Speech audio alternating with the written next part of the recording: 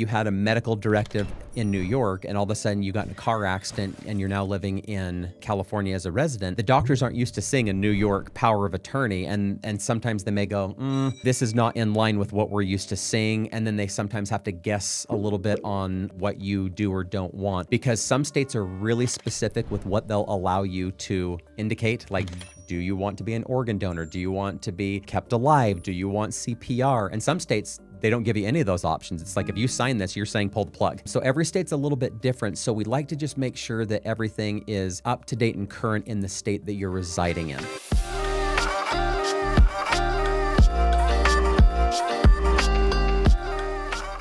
All right, Jim, back by popular demand yet again. The world famous now, millions of people have seen your beautiful face and your estate planning wisdom. So we wanted to talk a little bit about, we've spoken a lot about creating an estate plan. So starting from zero, and I want to do this. But we get a lot of questions from people who are saying, I have one from 20 years ago and my life has changed. So can you talk to us a little bit about what can people do if they have an estate plan, a will, a trust, and how they can update that with life-changing circumstances? That's a big question. I'm so glad that you're asking that question, because we get this all the time where people will say, I set up a trust, 15, 20, 25 years ago. Things are totally different. My kids are now older. And what do we do? Do we just need to throw it away and start over? And the answer is no. So if you have a trust, remember, when you sign and date that trust originally, remember, that's the birth date. It has a birth date. And so what we do is it's called a restated amendment. And what a restated amendment is, or what it does, is it allows us to keep the exact same name of your trust from 20 years ago and the original date that it was signed and notarized, and then we restate everything else. So then everything else is brand new. So that way it has all the current codes and statutes and rules, and everything is now 2025 compliant, or whatever year it might be with doing that. But that's called a restated amendment. Because sometimes we get people that'll say, I have an old trust from 20 years ago. Can you guys review this? And unfortunately, we don't. It just takes too much time and effort to try to review something where we go, it's already 20 years old. We already know it's outdated. So we're just going to do a restated amendment. And that way we know that everything is current and done the proper way. And then as part of that, we then talk to them about the importance of making sure that the trust is funded properly. Because we talked about this before, but there are so many people that have trusts that are new or old, and they think that by virtue of having a trust, they avoid probate. But really, you have to have a trust, and then you have to actually fund the trust. You have to transfer your property and assets into the trust. And a lot of people that have these older trusts, they've never done that. And we'll ask them and say, have you transferred, real estate or bank accounts, brokerage accounts, life insurance, retirement, your personal possessions? And most of the time they're like, we haven't done any of those things. We thought because we had a trust, that's what avoided all the problems and pitfalls. But they quickly understand that you have to have the trust funded in order for it to avoid probate. Yeah, that's great. And so you talk about making it current. Are there laws or statutes that change? And I know that there are state-specific rules too, but are there things that change over the course of 20, 30 years within the laws of estate planning? There are, but not as often as you would think. I mean, every state has their own little quirks, and they might update a medical power of attorney, but on a federal level where it's like, hey, this is going to affect every single trust, those are kind of few and far between. And the other thing that you have to keep in mind is, even when rules or laws change, that doesn't mean that your old trust is just completely null and void and it doesn't work. It just may not take advantage of some of those newer rules or codes or tax strategies that are now available, because the trust, it was written prior to those even being available. And so, but I just wanted to make sure that you're aware that it doesn't invalidate the trust. It just may not work like, it potentially could. And that brings up another question. If I started my trust in New York, but I did move and it's been 10 years and I've moved now to California, is my trust in New York still valid, or do I need to transfer it over to a California-based trust? What does that all look like? Super question, and we get that all the time. And ideally, the answer is, if you establish the trust in one state and you move to a different state, it's a good idea to update it. And we do a restated amendment when we're accomplishing that. So we'd still keep the same name and date of the trust from New York, but then we'd just restate it to the rules and codes and statutes of California with everything updated and all the new rules. And the cool thing about a restated amendment is you can make whatever changes you want. So if they were like, well, my kids were minor children when we set up the New York trust, and now they're old and super responsible, and we want them to be the trustees, can we make those changes while we're doing this? And absolutely we can. That's a great thing about doing a restated amendment is not only can we change, states, but we can also change all of the key rules in the trust of how you want or who you want stepping in to carry out your wishes. Why is it best to make that transfer to California? What are the negative implications if you don't? Yeah, going on that example. So if you had a New York trust and you moved to California, well, their rules are very, very different with doing that. And so if all of a sudden you pass away and everything's referencing all the New York codes and statutes and rules, those can look very different than California. And also like their healthcare powers of attorney, those look totally different. So if all of a sudden you had a medical directive in New York and all of a sudden you got in a car accident and you're now living in California as a resident, the doctors aren't used to seeing a New York power of attorney. And sometimes they may go, this is not in line with what we're used to seeing, and then they sometimes have to guess a little bit on what you do or don't want, because some states are really specific with what they'll allow you to indicate, like, do you want to be an organ donor? Do you want to be kept alive? Do you want food and fluids? Do you want CPR? And some states, they don't give you any of those options. It's like, if you sign this, you're saying pull the plug. So every state's a little bit different. So we like to just make sure that everything is up to date and current in the state that you're residing in. Yeah. With that. What are some common life events that would trigger the need to make some of these amendments? Great question. So a lot of times what happens, kids getting older is probably the biggest thing. And that doesn't mean they have to just be 18, because 18-year-old, my daughter just turned 18 and I love her dearly, but she would have no idea, like if my wife and I passed away, like how to unravel things and what to do. That's just not in her wheelhouse yet. Not to say that that won't be the case, but at 18, you're still a little bit young and immature and just you don't really understand how the world turns with doing that. But when kids do get older and the parents go, okay, they're in their mid-20s or mid-30s and they're totally responsible, and we would have no problem or no issue with them stepping in and carrying out our wishes and making sure that everything gets handled the proper way. That's probably one of the biggest reasons. Or when somebody moves. Those are probably the two biggest things, is the kids are now older or they've moved to a different state. And they're like, hey, we set this up years ago in this state. We now moved to this state. What do we need to do? And then we do a restated amendment to update everything to the current state that they're living in. Take me through like maybe a marriage or divorce. Does that require an amendment or maybe a new trust? And I guess it depends on the situation. So take me through. Typically, it's a new trust. And I'm glad you asked that, because we do run into that, frequently, where people will set up a couple's trust as a husband and wife, and then they get divorced. And then sometimes the divorce decree will essentially terminate the trust. And the judge will say, okay, we're going to terminate the trust. And then it'll say, okay, this spouse gets these assets, this spouse gets these assets, and then they move on down the road. And then each spouse would need to create their own new individual trust and fund the assets that they received in the divorce into their own individual trust. Okay. With doing that. So that's how that works. But very rarely would you do an amendment in a situation like that, just because typically if you have a husband and wife or spouses that have created a trust together, they're interwoven through the entire thing.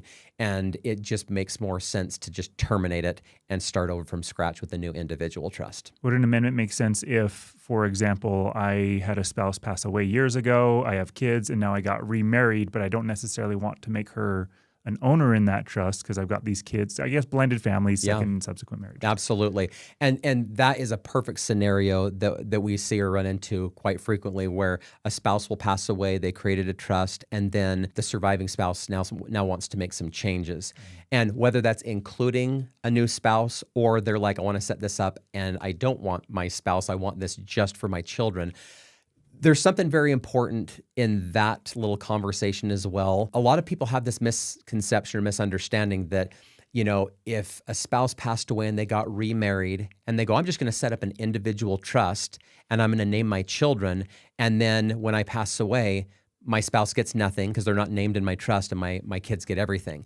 Well, a lot of people don't know when you're married, it doesn't work like that. The spouse is given what's called an elective share. And so if you don't have a prenuptial agreement or a postnuptial agreement, that spouse, whether you intended to or not, is going to get some of those assets. Even if your trust said everything goes to my kids, if you don't have a prenup or a postnuptial agreement, that spouse has got an elective share and they'll get some of that money. Interesting. That's good to know. Yeah. What does that process look like to do these amendments? Is it difficult? Is it expensive? What does that all kind of look like? It's very simple and very similar to like our normal process. So somebody said, hey, I've got an old trust. We need to restate it and redo it. What's the process? Normally, we just have them fill out a questionnaire, but the only thing that's different is we're going to have them put the exact name of their trust, their current trust, and the exact date that it was signed and notarized in, where they want the name of the trust to be. And then aside from that, they can update, anything and everything else. Like, they can update the successor trustees and their beneficiaries and who's going to make medical and financial decisions if they're incapacitated. So that part feels very, very similar.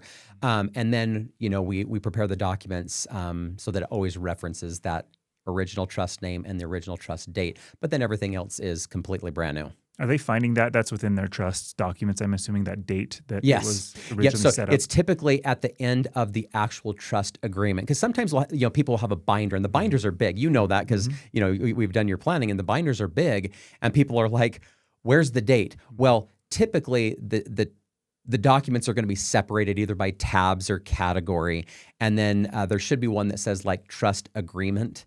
And then at the very end, it's typically the very last page of the trust agreement is where it was signed in front of a notary. And that's the date that we're looking for, is the date that it was signed and notarized. Perfect. Yeah. What are the cost differences between making an amendment or changing a trust versus setting up a new one?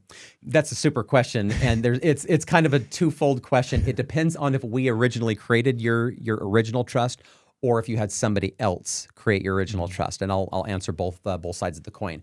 So let's say that you had somebody else draft your trust many, many years ago, and that attorney or whatever is no longer in business, and you want to utilize us. Then cost-wise, it's going to be like starting over from scratch. So the prices are exactly the same as like a brand spanking new trust. And that's mainly time, right? Like you'd have Right. to go through, and their verbiage might be different and how it's all structured. Yes, and so essentially, the cost is just the same.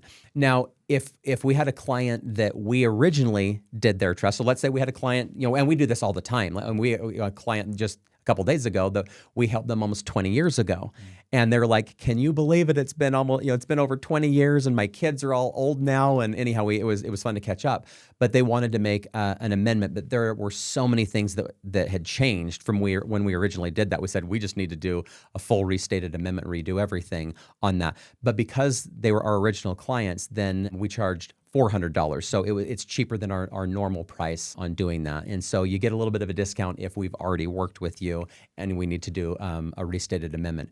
Now, there's also what we call a simple amendment. Because sometimes people will call and they'll say, well, I don't need to redo everything. I'm still living in the same state. I just need to change my successor trustee, or I just need to change the beneficiaries and how the money gets to my beneficiaries. That is what we call a simple amendment, and those are easier and cheaper. Typically, when we do a simple amendment, we charge $200 to do something like that, and that's just, like I said, something very simple that they're wanting to update or change, and then we don't need to redo everything. What about something like the assignment of personal property, and I've purchased a new car, or I've purchased something else? Is that something that I need to make an official amendment, or is that something I can go in and write it in as that happens? Well, believe it or not, because when you buy that car, that's personal property, it already falls underneath that assignment of personal property. So it's already part of your trust automatically. Like when you buy that car, it's already, because it's movable, it's personal property and it's already part of your trust. You don't have to do anything. Perfect. Yeah. Similar with talk me through a new house or a new rental property or business. So a new house would be a little bit different because people ask this and they go, well, if I set up a trust and we transfer our house into the trust and we sell the house, do we need to redo the trust? And the answer is no, absolutely not. Because whether it's the current house that you have or you buy a new house, if you pass away, you still have the same successor trustee and the same beneficiaries. It's just a different house.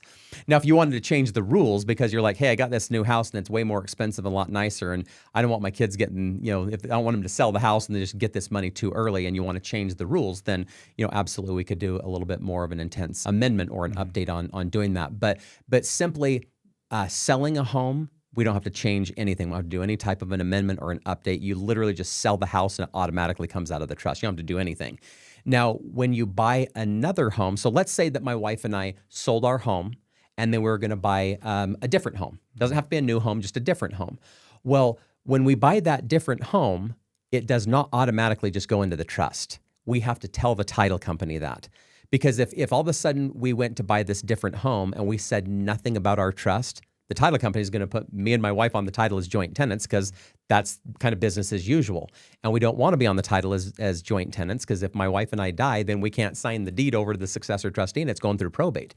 So it's super important that you realize that if you sell your home and then you buy a different home, don't forget to tell the title company that you have a trust. And then they'll title it right in the trust from the get-go. But again, we don't have to amend your trust. We're not updating the rules of the trust. We're just adding an asset to it. And that's the same thing with really any of those 7 categories of assets. So whether it's a house or whether it's a bank account or life insurance or a business or whatever, if you set up a new bank account, all you're doing is naming the trust as the beneficiary. And that update, we're not updating the rules. We don't have to make an amendment. You're just adding an asset to the trust. That's perfect, because I'm trying to get, for those who watch this, of when do I need to make an amendment and when do I not need to? And you've said it a couple times now, if it's you're changing the rules of your initial trust. And again, that could be because you moved and there are external rules going on in the state you live that you have to change, or there are familial relationships that have happened or gone away or been created that you need to change those rules. Again, maybe somebody's old enough now and they weren't, or marriages are happening or whatever else.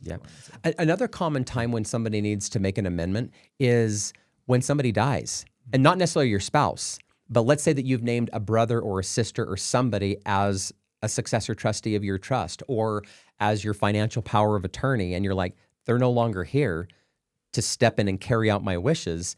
We need to update the trust to make a new backup. Now, we typically always encourage people to always have a primary and a secondary, but sometimes people, they don't have a primary and a secondary. They're like, I have one person and one person alone in this world that I would trust to handle, to be my successor trustee. And if they pass away, I don't know who we would name as a backup. So then we just have to kind of name that one person, and then we simply say, if something happens to that person, you have to get back in touch with us so we can make an amendment and update that. And we do send an annual reminder to all of our clients. So we send out an annual reminder that just says, hey, has anything changed? Meaning, has anybody passed away, divorced, married, whatever the case is, or have any of your assets changed? And did you remember to get those assets funded and transferred into your trust as you acquired that new asset? And that successor trustee or the power of attorney, that isn't necessarily death. That could also be maybe you had a falling out with them, or maybe they've gotten into a life situation that puts them at not a Absolutely, that happens all the time. But that's a perfect reason. That's when you would do an amendment, where we're changing the rules of the trust. Is there anything that we've missed on people who are considering making an amendment to their trust? I don't think so. I'm probably yes, but but It'll come off out the top of my head, they'll come out in the comments, and we'll have to do another video on doing that. But hopefully that gives the listeners a chance to go, oh, that's when I would need to do an amendment or a change to the trust. And we try to save this to the end. Again, you've mentioned that you help people and your clients get a little bit of a discount there. But if somebody is wanting to make amendments to their trust or start a new trust and they've just watched this and they like kind of how you're saying this, who can you help and what is the best way for them to get in touch with you? Great question. So the best way to get a hold of us is go to the website. So easylegalplanning.com, or you can send us an email, which is service@easylegalplanning.com, and then just let us know, and we'd be more than happy to help you out. And if this is ringing true to you, where you're like, oh wow, I've got an old trust and I do need to make an update, reach out to us with doing that, so we can make sure and get everything current and updated, and make sure that the trust is properly funded so that it actually serves its purpose and does what it's supposed to do. And that'll give you a little bit of peace of mind and heart as well, knowing that that's taken care of. What states can people reach out to you from? All states. Yep, all 50 states. So that's a great thing is wherever you live, we can help you out. Now the toughest question of all of my videos is the secret code word that we leave. If you leave the secret code in the comments, we know you've made it this far. It helps us with comment management. We get a lot of comments every single day. Yes. I try to answer as many of them as I can. Yes. But if people are leaving mean comments and they haven't watched the video, then that's something that's easy for me to filter through. Absolutely with that. So our keyword is going to be tileless. Don't have a tileless. so tileless. All right. How random is that? That one kind of caught me off guard. I love that there, you go random though, because like I have Zach and other guests on here, and Zach is usually pretty relevant to what the video is talking about. He recently went off the last video. He did something that was random, but you're good at the random stuff. Yeah, very We random. appreciate that. Yeah, very, very random. So yeah, that's Thanks awesome. again for being here, Jim. This is so thank you. helpful. And again, anybody who watches this, I hope this is helpful for them. Oh, too. thank you so much.